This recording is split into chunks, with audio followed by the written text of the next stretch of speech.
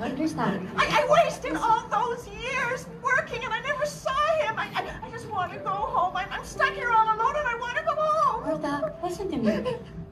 I understand. No, I spent all those years working. I missed so much time with him. And for what? I'm stuck here all alone. I just want to go home. I don't want to be all alone. I just want to go home. Please. But this is your home now. No, it isn't. Home is where John is. I don't want to be alone here. Just go home, everyone. Stop working and go home to your families. Go home. Uwi na lang din po tayo, Mama. Ayoko na po dito. Ayan na naman tayo eh.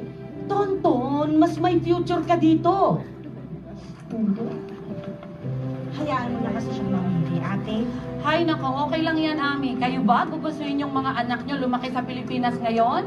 Nandito ang kwarta, pero nasa Pilipinas ang saya. Ay nako, basta ako kung ano ang bumubuhay sa pamilya ko, yun ang home. That's why Canada is home. Hala ka, ate. Ano, hindi ka na bagong bayanin yan. Traitor ka na. Pero kahit ganon, okay lang yon. Gusto ko pa rin umuwi pag yumaman na ako. Ang tanong, anong mauuna? Pagyaman o pagtanda? Ah, pagyaman! Kasi ako, hindi ako tatanda dito. Uuwi pa din ako. Philippines is still my home. Basta ako, ang anak ko, ang home ko. John has my heart.